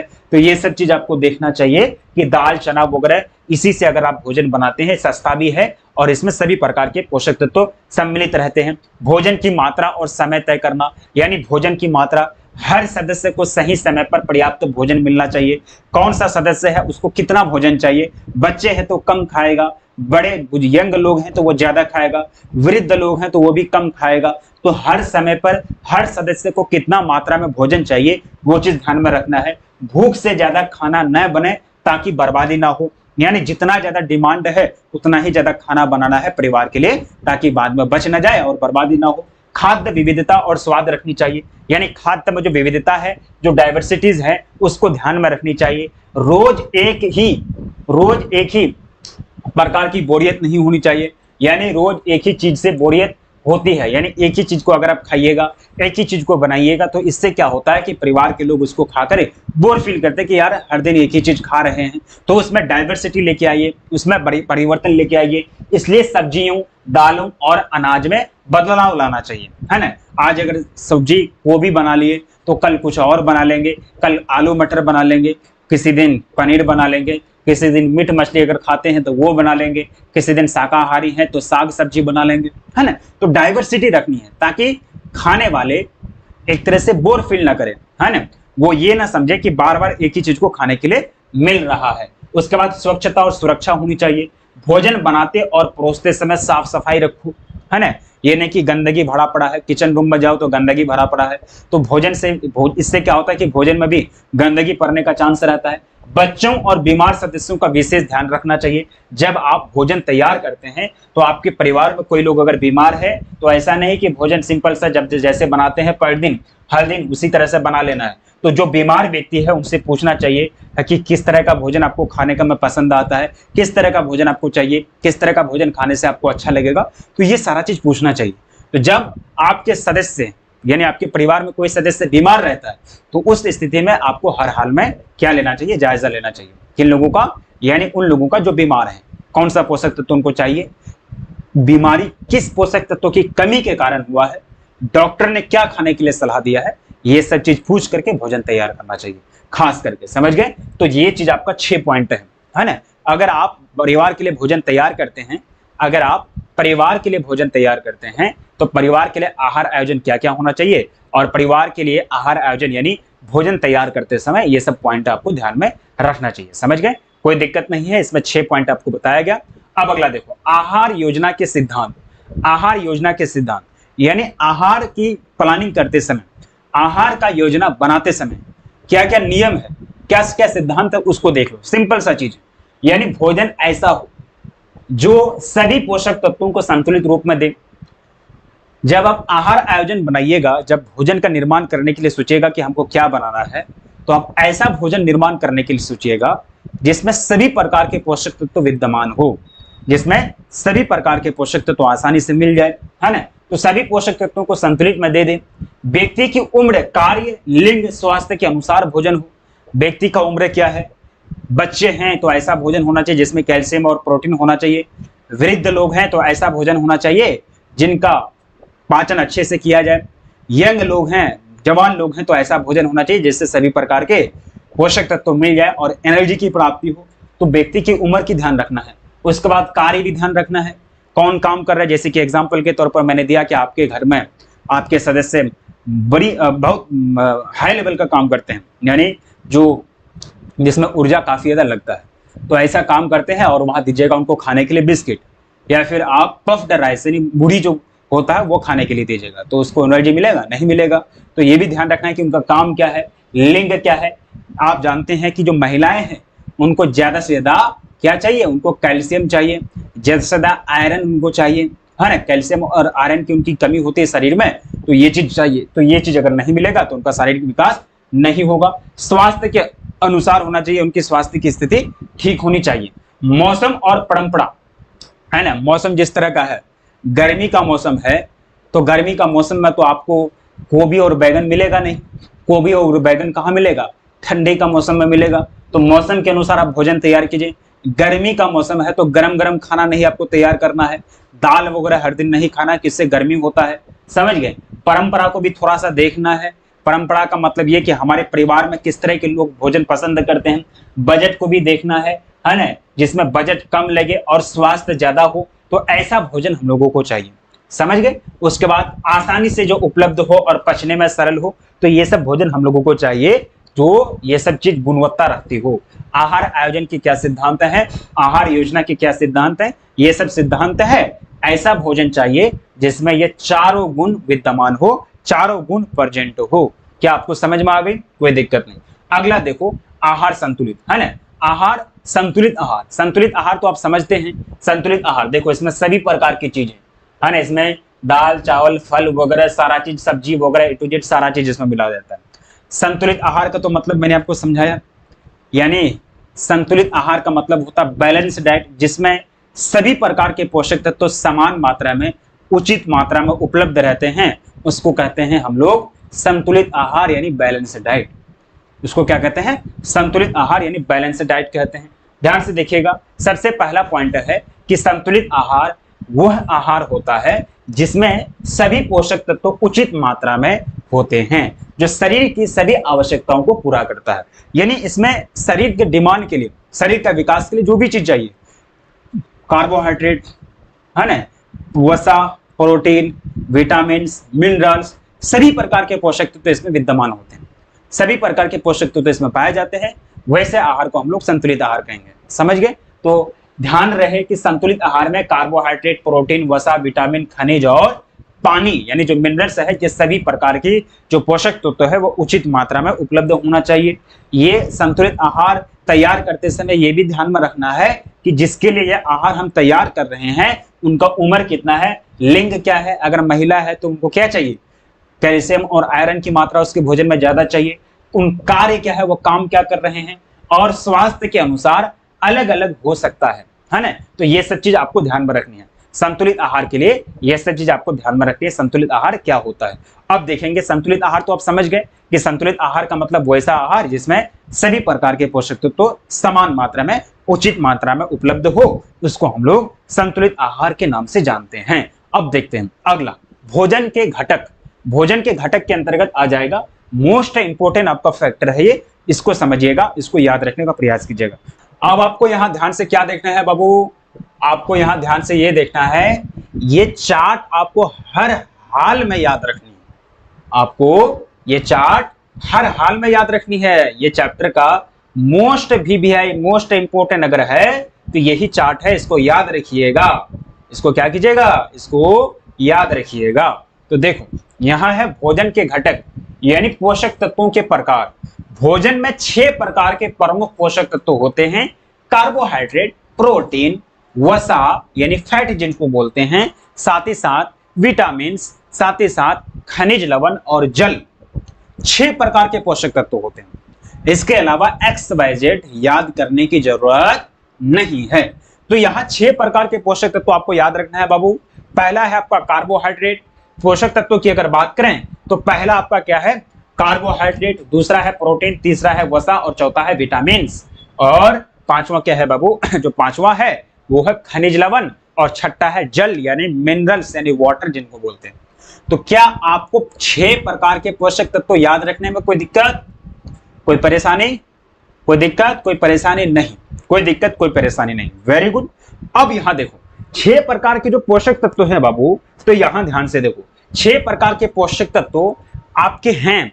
तो 6 प्रकार के पोषक तत्व ये मिलेगा किस में, तो आपका जो कार्बोहाइड्रेट है वो किस चीज में मिलता है, वो चावल, रोटी, आलू, चीनी में मिलता है। समझ गए? आलू, आलू जो है इतना इंपॉर्टेंट चीज है, ये चीज कहां मिलता है, आलू में मिलता है। तो यहां ध्यान से देखो 6 प्रकार के पोषक तत्व है ना। अब यहां देखो, अब अगर बात करें तो कार्बोहाइड्रेट किस में मिलेगा, चावल, रोटी, आलू, चीनी, ये तो रोज खाते हैं। चावल तो रोज खाते हैं, रोटी तो रोज खाते हैं, है ना। अरे हम नहीं खा पाते कभी कभी, है ना। कभी कभी क्या सप्ताह में है ना 2 दिन या 3 दिन हमको मिल पाता है, क्योंकि है ही नहीं, हम तो बनाने के लिए जानते नहीं है ना, तो होटल से लाना पड़ता है। तो रोटी हो जाएगा, आलू ये तो साथ नहीं छोड़ेगा, चीनी वगैरह, चाय वगैरह पीते तो चीनी भी मिल जाता है, तो इससे आपको कार्बोहाइड्रेट मिलता है और कार्बोहाइड्रेट इससे मिलता है। अब प्रोटीन देखो, प्रोटीन किस में मिलता है, तो प्रोटीन आपको दूध में, दाल में, अंडा में और मांस मछली में मिलेगा। मीट मछली खाइएगा, अंडा दाल दूध खाइएगा तो आपको प्रोटीन मिलेगा। समझ गए? उसके बाद वसा यानी फैट्स किस में मिलेगा, घी, तेल, मक्खन, मेवा, है ना। घी, तेल, मक्खन, मेवा में आपको वसा मिलेगा यानी फैट्स मिलेगा। उसके बाद विटामिन किस में मिलेगा बाबू, तो विटामिन जो है हमारे शरीर में पहले से विद्यमान नहीं रहता है। विटामिन आपको फल वगैरह में मिलेगा और हरी सब्जी में मिलेगा। विटामिन किस में मिलेंगे, फल में मिलेगा और हरी सब्जी में आपको विटामिन की प्राप्ति होगी, यानी आपको इसमें विटामिन मिलेगा। विटामिन कितने प्रकार के होते हैं बाबू, विटामिन कितने प्रकार के होते हैं, बता दो बता दो बता दो, है ना। अब देखो vitamin A, vitamin B, vitamin C, vitamin D, vitamin E, vitamin E के बाद क्या, विटामिन एफ, विटामिन ई के बाद क्या, विटामिन एफ, वो गलत हो जाएगा। विटामिन एफ नहीं होता है, विटामिन के होता है। कितना प्रकार के विटामिन होते हैं बाबू, कोई पूछेगा विटामिन का कितना प्रकार होता है, तो A B C D E F G H करते मत जाना, जेड तक मत लेके पूरा कर देना। Vitamin A, vitamin B, vitamin C, vitamin D, vitamin E, vitamin K, तो 6 प्रकार के विटामिन होते हैं। तो 6 प्रकार के विटामिन का काम अलग अलग है। विटामिन ए का कमी होगा तो रतौंधी होगा, तो ये रतौंधी होने नहीं देता है। विटामिन बी से आपको बेरी बेरी नहीं होता है। विटामिन सी से आपको सकरवी नहीं होता है, दांत मसूरा दर्द नहीं करता है। विटामिन डी से आपको रिकेट्स नहीं होता, हड्डी मजबूत रहता है। विटामिन ई से आपको अंदर जो सेक्स हार्मोन है यानी प्रजनन की जो हार्मोन है वो आपका बैलेंस में बना रहता है। विटामिन ई अगर नहीं होगा तो आप आगे चल के माता पिता नहीं बन पाइएगा। समझ गए? उसके बाद विटामिन के सबसे मोस्ट इंपोर्टेंट है। समझ गए? तो ये सब चीज है। तो विटामिन 6 प्रकार के होते हैं, है ना। विटामिन 26 लेटर है सर, ए से जेड तक 26 लेटर है, आप ऐसे कैसे बोल सकते हैं सर, ए से बी, सी से डी, ई से एफ होगा, आप गलत बता रहे हैं, ये गलत है। नहीं रे, 26 प्रकार के लेटर्स की संख्या है इंग्लिश में, आपके विटामिन का 6 ही प्रकार होता है। तो ये सभी प्रकार के विटामिन घी, तेल और मक्खन खाने से आपको मिलेगा, है ना। सॉरी, विटामिन आपको मिलेगा किसमें, हरी सब्जी, नहीं नहीं ये सॉरी, घी, तेल, मक्खन खाने से आपको वसा मिलेगा। विटामिन फल वगैरह खाइएगा, हरी सब्जी खाइएगा। आप बताइएगा कि सर फल में क्या खाएं, फल जितना भी जो भी फल है, फल में क्या खाइएगा, सेब खाइएगा, खाए हैं, अनार खाए हैं अगर मिल जाएगा तो लड़ाई स्टार्ट फैमिली में अगर मिल जाए तो लड़ाई स्टार्ट। अनार, सेब, अरे सर ये सब बात मत बोलिए, जीभ से पानी निकल रहा है। अनार, सेब, अमरूद, केला, बनाना, अरे भाई साहब जितने भी फल है उसमें आपको विटामिन मिलेगा। अब हरा सब्जी आप तो जानते करते हैं, आलू, आपका आलू सबसे ज्यादा आपका कार्बोहाइड्रेट देता है, लेकिन विटामिन भी उसमें पाया जाता है। बैगन, बैगन, है ना, आए बैगन, उसके बाद हो जाएगा आपका गोभी, उसके बाद हो जाएगा सहजन, सजीना जिसको कहता है, उसके बाद आपका लौकी। जितने भी सब्जी है, जितने भी फल है उसमें आपको क्या मिलेगा, क्या मिलेगा बाबू उसमें? उसमें आपको क्या मिलेगा बता दो? तो उसमें आपको विटामिन मिलेगा, समझ गए? उसमें आपको क्या मिलेगा? विटामिन से मिलेगा, समझ गए? अब देखो आगे की बात करते हैं। तो खनिज लवण किसमें मिलेगा? दूध, नमक, पालक। खनिज लवण दूध, नमक और पालक में मिलेगा। खनिज लवण कहां मिलेगा? दूध, लवण और पालक में मिलेगा। दूध, नमक और पालक में। पालक जो है ये खून को बढ़ाता है। पालक जो महिलाएं होती है, जो गर्भवती महिलाएं होती है, उनको पालक का साग ज्यादा खिलाइएगा। पालक का साग ज्यादा खिलाइएगा तो उनके अंदर शरीर में खून आएगा सब। उसके बाद है ना, जल कहाँ मिलेगा? जल, जल में मिलेगा। जल कहाँ मिलेगा? जल, फल और जल में मिलेगा। जल किससे मिलेगा भाई? जल किससे मिलेगा? जल, जल और फल में मिलेगा। सर ये तो बच्चा वाला बात हो गया। जल किस में मिलता? तो जल, जल में मिलेगा रे। और कहाँ मिलेगा? तो आप जो भी फल वगैरह खाइएगा तो उसमें भी जल होता है, जो भी सब्जी खाइएगा उसमें भी जल होता है, समझ गए? तो ये सारा चीजें। तो आपको मैंने ये बताया कि 6 प्रकार के पोषक तत्व होते हैं और 6 प्रकार के पोषक तत्व आपको चाहिए। नहीं मिलेगा तो हॉस्पिटल जाइएगा, है ना? नहीं मिलेगा तो बीमारी पकड़ेगा, हॉस्पिटल जाइएगा, सुइया लगाइएगा, इंजेक्शन लगाइएगा, रोइएगा, चिल्लाइएगा, है ना? खूब चिल्लाइएगा, खूब रोइएगा, sir sir sir sir, injection लगा रहे हैं, ठीक है? तो ये सब चीज हो जाता है। अब यहाँ देखो, अब यहाँ देखो, अब ये जो है ये क्या है? ये आपका उदाहरण मैंने ये बताया कि पोषक तो मिलेगा किसमें। तो ये चार्ट आपको हर हाल में रट के याद रखना है। अब मैंने ये बताया कि अलग अलग 6 प्रकार के पोषक तत्व, इसको क्यों खाएंगे, इनका क्या जरूरी है कि इनके पीछे हम लोग हाथ धोरे पड़े हैं कि सर हम लोगों को वैसा भोजन चाहिए जिसमें 6 प्रकार के पोषक तत्व मिल जाए, नहीं तो सर हम लोग बीमार पड़ जाएंगे, ठीक है? तो आपको ये सारे पोषक तत्व मिलेगा। अब ये सब चीज इसमें मिलेगा। अब बोलिएगा कि सर ये सब क्यों खाते हैं, ये सब मिलना क्यों जरूरी है? ये सब नहीं रहेगा तो चलेगा ना काम, हॉस्पिटल पहुंच जाओगे, समझ गए? अब कार्बोहाइड्रेट का काम क्या है, प्रोटीन का काम क्या है, अलग अलग पोषक तत्वों के अलग अलग वर्क क्या है, उसको अब देखो इधर। अब यहां देखो, तो कार्बोहाइड्रेट का वर्क क्या है? तो कार्बोहाइड्रेट का वर्क है शरीर को ऊर्जा देता है, शरीर की मरम्मत करता है ना? शरीर को ऊर्जा देता है। कार्बोहाइड्रेट का इतना ही काम है ना? शरीर को ऊर्जा, एनर्जी देता है ना? ऊर्जा देगा। उसके बाद प्रोटीन का क्या काम है? तो प्रोटीन का काम है शरीर की मरम्मत करना। जहां आपका शरीर में कुछ घाव आ जाएगा, शरीर में कहीं चोट लग जाएगा, थोड़ा सा निशान हो जाएगा, तो शरीर का मरम्मत कौन करेगा? तो शरीर का मरम्मत करेगा कौन? वो करेगा आपका प्रोटीन। यानी शरीर की मरम्मत करता है, वृद्धि और विकास करता है। ये प्रोटीन शरीर की वृद्धि और विकास में भी आपका योगदान देता है। प्रोटीन जो है शरीर की वृद्धि और विकास में भी आपका काफी ज्यादा योगदान देता है। मैंने कहा था सेल डिवीजन यानी कोशिका का विभाजन में सबसे ज्यादा इंपॉर्टेंट पोषक तत्व तो आपका प्रोटीन होता है। क्या होता है बाबू? प्रोटीन होता है। प्रोटीन के बिना आप जो है सेल का डिवीजन नहीं कर सकते हैं, यानी वह जो कोशिका है उसका डिवीजन आप नहीं कर सकते हैं। बात समझ में आ गई? तो प्रोटीन का काम है आपके शरीर में कोशिका का विकास करना और वृद्धि और विकास करना। ये बहुत इंपॉर्टेंट है, प्रोटीन बहुत इंपॉर्टेंट है, ये बच्चों को चाहिए। अगर ये बच्चा को नहीं मिलेगा ना तो बच्चा का विकास नहीं हो सकेगा। उनके बाद है वसायनी फैट्स। वसायनी फैट्स की बात करें तो ये क्या होता है वसायनी फैट्स? ये आपको तो इसमें मिलेगा, तो मैंने बता दिया। अब इसका काम क्या है? ऊर्जा का भंडार, शरीर को गर्मी करता है। आहा, ये शरीर गर्मी करता। तेल मत खाइए, तेल खाइएगा तो शरीर गर्म ज्यादा रहेगा, समझ गए? तो तेल से आपको क्या मिलेगा? वसा मिलेगा। घी से क्या मिलेगा? वसा मिलेगा। तो आपका शरीर गर्म रहेगा, ऊर्जा का भंडार इसमें रहता है, समझ गए?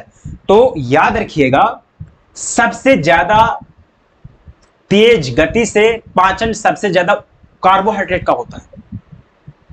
अब आप बोलिएगा कि 6 पोषक तत्व है सर, तो सबसे ज्यादा पाचन सबसे तेज गति से सबसे फास्ट पाचन किसका होता है? कार्बोहाइड्रेट का होता है। और जल्दी वो ऊर्जा दे देता है, वो जल्दी पाचित होगा, जल्दी ऊर्जा दे देगा। और प्रोटीन ऊर्जा ज्यादा देता है कार्बोहाइड्रेट के कंपैरिजन में, लेकिन इसका पाचन धीरे धीरे होता है। बात समझ में आ गई? तो यहां अगर देखिएगा तो ये ऊर्जा का भंडार, शरीर को गर्मी। आप देखिएगा घी, तेल, मक्खन वगैरह ठंडी के मौसम में खूब खाइएगा जी, है ना? घी, तेल, मक्खन वगैरह आप खूब खाइएगा ठंडी के मौसम में। बात समझ में आ गई? उसके बाद है विटामिन। तो ये आपको अलग अलग रोगों से लड़ने की शक्ति प्रदान करता है। अलग अलग जो भी बीमारी है, जो भी रोग हैं, उससे आपको लड़ने की शक्ति प्रदान करता है। यह है विटामिन। विटामिन नहीं मिलेगा तो कुछ होगा नहीं होने वाला। अब देखोगे खनिज लवण, तो खनिज लवण मिलेगा किसमें, मैंने बता दिया। अब खनिज लवण आपके शरीर में क्या क्या काम करता है, आपके हड्डी को, आपके दांत को, आपके खून को मजबूत करता है, समझ गए। खून में सिर्फ पानी नहीं आए, खून में थोड़ा सा एनर्जी भी आए, समझ गए। तो आपके दांत, आपके हड्डी को मजबूत करता है, सिंपल सी चीज है। विटामिन, खनिज लवण आपके हड्डियों को, आपके दांत को, आपके आदि खून वगैरह को मजबूत करता है। जल यानी पानी की बात करें तो शरीर के तापमान को नियंत्रित करता है, यानी ये शरीर का जो टेम्परेचर है उसको क्या करता है, कंट्रोल करता है। पानी ज्यादा पीजिएगा तो शरीर में ज्यादा गर्मी नहीं होगा, और कम पीजिएगा तो कम गर्मी होगा, है ना। और विषैले पदार्थों को बाहर निकालता है, इसलिए पानी ज्यादा पीजिए।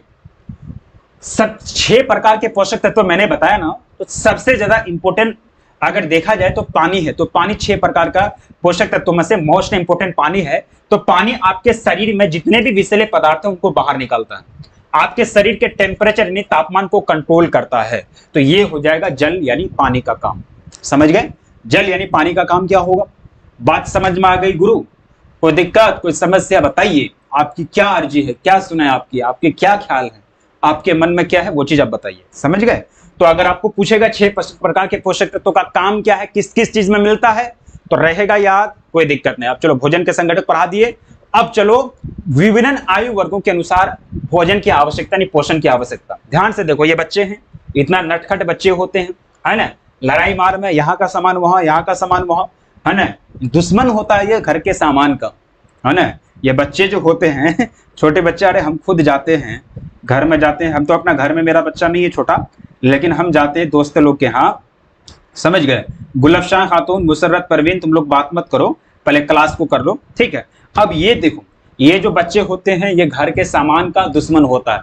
गिलास कहीं रहेगा तो उठा के आंगन में फेंकेगा, अगर चाहे वो शीशा का गिलास क्यों ना हो, कितनी भी कीमत को उठा के फेंकेगा वो, समझ गए। मोबाइल अगर होगा तो मुंह में लेगा, मोबाइल खाएगा, कुछ भी होगा मुंह में लेगा, है ना। ये जो मुंह उसका होता है, ये पाचन की प्रक्रिया मशीन होता है, सारे सामान मुंह में लेगा ये, समझ गए। तो ये बच्चा है। तो बच्चा जो है 0 से 1 वर्ष, आपको पता है 0 से 6 माह के बच्चों को, यानी जन्म से लेकर के 6 माह तक के बच्चों को, 6 महीना तक के बच्चों को आपको कोई भी चीज नहीं खिलाना चाहिए, सिंपल माँ की दूध के अलावा।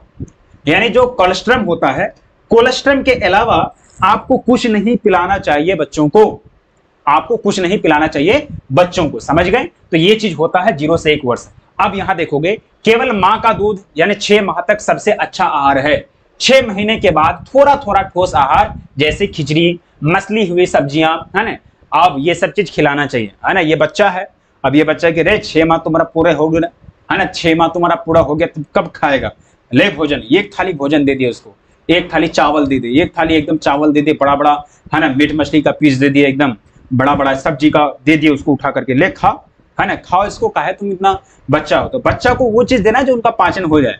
अब दूध खाना वो जैसे छोड़ेगा तो ऐसे भोजन, खिचड़ी वगैरह दीजिए, है ना, बदमाश तो ये है, खाएगा नहीं जल्दी, है ना, खिचड़ी वगैरह दीजिए, सब्जी वगैरह दीजिए, तो जो खाना सीखना स्टार्ट करे वो, समझ गए। तो 6 माह के बच्चों के लिए, 0 से 1 साल के बच्चों को क्या देना चाहिए, 0 से 6 माह तक आपको तो बच्चा को सिर्फ माँ का दूध पिलाएगा, और माँ दूध पिलाएगी, उसके अलावा कुछ नहीं। जैसे 6 माह पार होगा तो ऐसे भोजन, ऐसे चीज उनको देना जिससे वो आसानी से पचा सके। ये देखो, ये बाबू साहब, है ना, ये बच्चा, समझ गए। तो ये चीज हो जाता है। अब देखो अगला, बाल्यावस्था की बात करें तो बाल्यावस्था का मतलब होता है 1 से 12 साल की जो आयु है उसको कहते हैं बाल्यावस्था। ये देखो, ये खड़ा हो गया, है ना, ये क्या है, खड़ा हो गया, तो ये 12 साल नहीं होगा, इसका ज्यादा होगा, है ना। तो बच्चा का जो 1 से लेकर के 12 साल की जो आयु यानी एज होता है उसको कहते हैं बाल्यावस्था, समझ गए। अब बाल्यावस्था में क्या क्या चीज चाहिए बाबू, तो ध्यान से देखो, आराम से सारी चीज को समझना है। हाँ सर, आप मेरा नाम नहीं लेते हैं, रूना कुमारी, मतलब संटू कुमार इनके भाई का नाम है ना, रूना कुमारी। चलिए मैंने आपका नाम ले लिया है, रूना कुमारी, जी सर, जी सर, जी सर। चलो रूना कुमारी, कोई दिक्कत नहीं, ठीक है, चलो बहुत अच्छी बात। अब यहां देखो, अब यहां आगे की बात करते हैं। तो बाल्यावस्था में वृद्धि और विकास तेजी से होता है। देखो, शरीर का जो सबसे मोस्ट इंपोर्टेंट पीरियड होता है ना, वो होता है बाल्यावस्था, और बाल्यावस्था में शरीर का विकास तेजी से होता है। यानी 1 से लेकर के 12 साल के बच्चे तो विकास ही नहीं करते हैं, वृद्धि ही करते हैं, शरीर का लंबाई, शरीर का चौड़ाई बढ़ता। तो उसको क्या चाहिए, प्रोटीन चाहिए। क्या चाहिए बाबू, प्रोटीन, क्योंकि प्रोटीन होगा तब उनके अंदर, शरीर के अंदर कोशिका का निर्माण होगा, कोशिका बनेगा तब वो आगे बढ़ेगा ना। तो वृद्धि और विकास तेजी से होता है, समझ गए। तो वृद्धि और विकास तेजी से होता है, तो यहां उसको प्रोटीन चाहिए। अधिक ऊर्जा, प्रोटीन, कैल्शियम और आयरन की जरूरत होती है। दूध, दाल, फल और सब्जियां, रोटी, चावल, ये सब चीज उनको मिलना चाहिए, है ना, ये सब चीज उनको मिलना चाहिए। तो ये वृद्धि और विकास तेजी से होता है, अधिक ऊर्जा मिलता है, प्रोटीन वगैरह सारी चीज मिल जाता है, कैल्शियम वगैरह सारा चीज मिलता है, ये सब चीज की उनको जरूरत है। सबसे मोस्ट इंपोर्टेंट अगर जरूरत है तो उनको प्रोटीन चाहिए। प्रोटीन अगर नहीं मिलेगा तो उनका शारीरिक विकास नहीं हो पाएगा, कोशिका बनेगा ही नहीं। और किसी भी जीव जंतु का जो छोटा इकाई है, सबसे छोटा इकाई क्या है? कोशिका, है ना। तो सबसे छोटा इकाई कोशिका, तो कोशिका बनेगा ही नहीं, तो उसका विकास नहीं होगा। तो ये सारी चीजें क्लियर। अब अगला देखो, अगला की बात करें तो दूध, दाल, ये सब चीज चाहिए। अरे भाई आप खुद समझो, अब 13 से 19 साल की आयु को हम लोग किशोर अवस्था कहते हैं। आप लोग किशोर अवस्था में हैं, जिनका आयु 19 साल प्लस हो गया है, तो वो बच्चे किशोर अवस्था नहीं, वो यंग अवस्था में चले जाएंगे। लेकिन 13 से लेकर के 19 साल की आयु को हम लोग किशोर अवस्था कहते हैं। आप लोग अभी किशोर अवस्था में हैं, तो बताइए आप लोग क्या क्या खाते हैं, अपने बारे में लिखिए, है ना। आप लोग अभी किशोर अवस्था और किशोर अवस्थियों में है, समझ गए? कोई दिक्कत नहीं, समझ गए? अब यहां देखो, हार्मोन में बदलाव आता है। सबसे इंपॉर्टेंट है कि जब बच्चा किशोर अवस्था में एंट्री कर जाता है तो वह जनन प्रक्रिया के अंतर्गत उनके जनन अंग एक्टिव हो जाते हैं, है ना। प्रजनन अंग उनके एक्टिव हो जाते हैं। एक्टिव होने के बाद उनके अंदर हार्मोनल चेंजिंग आता है, यानी उनके अंदर हार्मोनल का परिवर्तन आता है, मानसिक और शारीरिक विकास होता है। बिल्कुल, आप जब किशोर अवस्था में थे, जब आप बाल्य अवस्था में थे, जब आपका उम्र 1 से 12 साल का था, तो आप बच्चा थे भाई। आपका दिमाग इतना विकसित नहीं हुआ था, आपका ब्रेन इतना विकसित नहीं हुआ था। लेकिन जब आप किशोर अवस्था में 13 से 19 साल की आयु के बीच में आ गए, तो आपका मानसिक विकास, आपका शारीरिक विकास एकदम तेजी से होने लगता है। आपको लगता है कि ये क्या हो रहा है। लड़का का मूछधारी निकलने लगता है तो वो शर्मा जाता है कि भाई इतना जल्दी मूछधारी निकल गया, है ना। लड़की का जो है स्तन वगैरह बढ़ने लगता है तो वो सोचती है कि इतना जल्दी हम, है ना, बड़ा हो गए, इतना जल्दी हम महिला बन गए। तो ये अचानक परिवर्तन होने लगता है, समझ गए? तो ये आपका किशोर अवस्था मोस्ट इंपोर्टेंट अवस्था है, और यही वो अवस्था है जिसको आंधी तूफान की अवस्था कहते हैं। यह बात करो, जब आप एग्जाम वगैरह दीजिएगा, जब आप टेट वगैरह का तैयारी कीजिएगा टीचिंग परीक्षा के लिए, है ना, टीचर वगैरह बनने के लिए, समझ गए? जब आप टीचर वगैरह बनने के लिए एग्जाम दीजिएगा, आपको पूछेगा निम्न में से कौन सी अवस्था को आंधी तूफान की अवस्था कहते हैं। आंधी तूफान की अवस्था कौन सी हो जाएगा? आंधी तूफान की अवस्था निम्न में से किसको कहते हैं? तो वो हो जाएगा किशोर अवस्था, क्योंकि इसमें शरीर जो होता है ना वो एक्टिव होता है, शरीर में हार्मोन एक्टिव होता है, एकदम दिमाग तेजी से काम करता है, और बच्चे और बच्चियां, लड़का और लड़की का बहकने का चांस ज्यादा रहता है। वो सबसे ज्यादा लड़का अगर है तो लड़की की ओर अट्रैक्ट होगा, वो लड़की है तो लड़का की तरफ अट्रैक्ट होगा, यानी आकर्षण ज्यादा हो जाता है विपरीत लिंग के प्रति, समझ गया? लड़का है तो लड़की के प्रति आकर्षित हो जाएगा, लड़की है तो लड़का के प्रति आकर्षित हो जाएगा। इसमें तूफान चलता है दिमाग में, तूफान, इसलिए इसको आंधी तूफान की अवस्था कहते हैं। तो ये अवस्था में क्या क्या होता है? हार्मोन में बदलाव, मानसिक और शारीरिक विकास होता है, हार्मोन में बदलाव आता है, प्रोटीन, आयरन, कैल्शियम, विटामिन की आवश्यकता होती है। ये सब चीज है, खासकर लड़कियों को आयरन की अधिक आवश्यकता होती है। ये चीज आप याद रखिएगा, समझ गए? इसको आंधी तूफान की अवस्था कहते हैं बाबू, है ना। इसलिए इस अवस्था में आप लोग हैं, आप लोग रिक्वेस्ट है आप लोगों से कि आप लोग कुछ ऐसा काम नहीं करेंगे इस अवस्था में, क्योंकि अभी आप लोग किसमें हैं? हम तो निकल गए इससे, है ना। मेरा एज तो अभी 20 प्लस है, समझ गए? 20 प्लस, 20 से लेकर के, है ना, 20-21 हो रहा है मेरा, तो अभी जो है हम तो इससे निकल गए, तो आप लोग इसी में है। तो आप लोगों की अभी आंधी तूफान की अवस्था है। तो आप लोग कोई भी लड़का को लेकर के, कोई भी लड़कियां अगर विचार करेगी तो उल्टा सीधा ख्याल आएगा, कोई भी लड़का अगर लड़की के बारे में सोचेगी तो वो उल्टा सीधा ख्याल आएगा, है ना। तो ये सब चीज से बच के रहना है ना। तो आप किशोर अवस्था में है, आंधी तूफान की अवस्था में है, और आंधी तूफान की अवस्था में मतलब इसमें घटना घटने की चांस ज्यादा रहती है। आज अगर देखिएगा एक रियलिटी है, एक रियलिटी क्या है, ध्यान से देख लो, समझा रहे हैं, ध्यान से सुनो, सुनो, आराम से सुनो। आज अगर जितना लड़का, कोई भी लड़का हो या फिर कोई भी लड़की हो, वो अगर अपनी माँ बाप की मर्जी के खिलाफ अगर शादी करते हैं, कोई लड़की है, लड़का है, कोई लड़की लोग को लेके भाग गया, और कोई लड़की है कोई लड़का के साथ भाग गया, तो उनका एज देखिएगा, उनका एज आपको 13 से 19 के बीच मिलेगा। बात समझ में आ रही है? कोई भी लड़का किसी लड़की को लेकर के चले गया, कोर्ट मैरिज कर लिया, अब ये लव नहीं होता है, रियली है, ये लव नहीं होता, ये प्यार नहीं होता है, ये हार्मोनल चेंजिंग है। ये हार्मोन का परिवर्तन के कारण कोई लड़का लड़की की तरफ, लड़की लड़का की तरफ अट्रैक्ट हो जाता है। That is not love, it is attraction due to changing in hormonal process. यानी आपके हार्मोन की प्रक्रिया में बदलाव आने के कारण आप विपरीत लिंग के प्रति अट्रैक्ट हो जाते हैं और आपको लगता है इसी को प्यार कहते हैं। अरे प्यार किसको कहता है, बात समझ रहे हो? एक यंग लोगों से पूछो, जो वृद्ध लोग हैं उनसे पूछो, जो मेच्योर्ड लोग हैं उनसे पूछो कि प्यार और मोहब्बत क्या होता है, ये चीज होता है। समझ गए?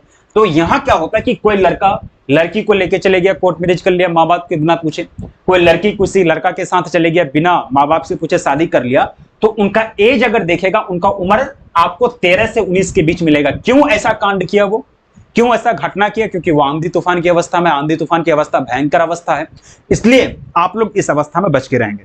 बात समझ में आ गई? या समझ में आ गई? कोई दिक्कत? ये सब चीज समझ में आ गई? कोई दिक्कत नहीं। अब ये देखो, अगला जो है, अगला की अगर बात करता है वयस्क यानी एडल्ट की बात करते हैं, जब 19 आप टप जाते हैं, और मैं तो इंतजार करता हूं कि आप लोग इस अवस्था में आएंगे तो आप रियल दुनिया को अपने आंख से देखेंगे।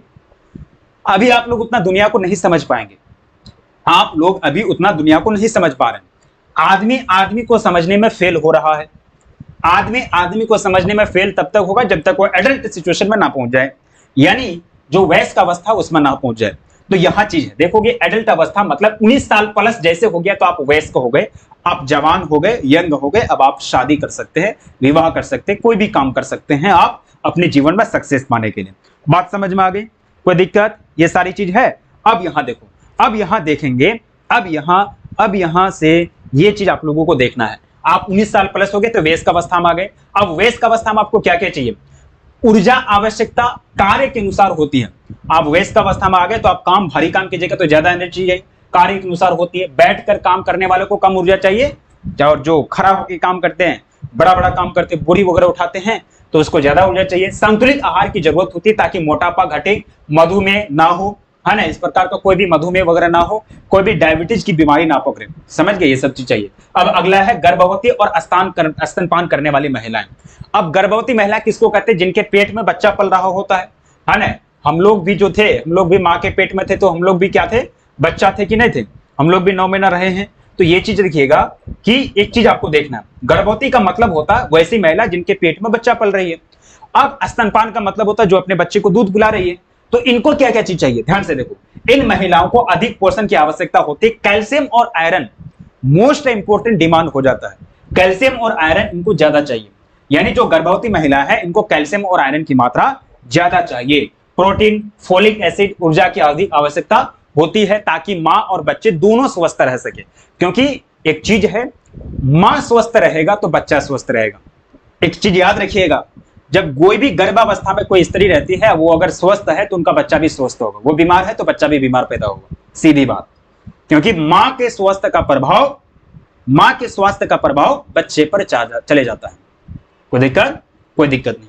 अब यहां देखो, अगला है वृद्ध जन, जिसका उम्र 60 साल प्लस हो गया है, जिसका उम्र 60 साल प्लस हो गया। ये देखो वृद्ध, जो वृद्ध व्यक्ति हैं, है ना, बूढ़ा बुढ़िया लोग हैं, जिनका उम्र काफी ज्यादा हो गया, तो वो पाचन क्रिया तो उनका काम करेगा नहीं ज्यादा, तो उनको ऐसा भोजन दीजिए जो जल्दी पचा सके, यानी पाचन क्षमता कम हो जाती है, जिससे खिचड़ी वगैरह खिलाइए, है ना, जिससे जल्दी पच जाए। हल्का सुपाच्य और कम वसा वाला आहार देना चाहिए। समझ गए? फाइबर और पानी की मात्रा अधिक होनी चाहिए। फाइबर और पानी की मात्रा इसमें क्या होनी चाहिए? अधिक होनी चाहिए। इससे क्या होगा कि उनका पोषण ठीक से होगा। बात समझ में आ गई? कोई दिक्कत? कोनो दिक्कत नहीं। तो प्यारे बच्चों, अब मैं आप लोगों को बता देना चाहता हूं कि यहां से आपका पार्ट 1 था। अब पार्ट 2 के अंतर्गत ये चैप्टर पूरा समाप्त कर दिया जाएगा। ये आपका पार्ट 1 था। यहां से आपका अगला जो आएगा वो पार्ट 2 आएगा। पोषण संबंधित समस्याएं जो हम लोग पढ़ेंगे वो पार्ट 2 में पढ़ेंगे, और पार्ट 1 के अंतर्गत इतना काफी है। और आप लोग अपना बताइएगा कमेंट सेक्शन में कि आप लोगों को क्लास वगैरह समझ में आया या नहीं आया, है ना। जो भी क्लास वगैरह समझ में नहीं आया तो उसकी चीज के बारे में बताइएगा, आया वो भी बताइएगा, नहीं आया वो भी बताइएगा, ठीक है। तो ये आपका समाप्त होता है चैप्टर नंबर 5 खाद्य एवं पोषण पार्ट 1। पार्ट 2 के अंतर्गत पूरा चैप्टर को हम लोग समाप्त करेंगे। क्लास कैसी लगी इसके बारे में प्रतिक्रिया जरूर दीजिएगा। मिलेंगे अगली क्लास में, तब तक के लिए आप लोग हंसते रहिए, मुस्कुराते रहिए, तैयारी करते रहिए। तब तक के लिए जय हिंद, जय भारत।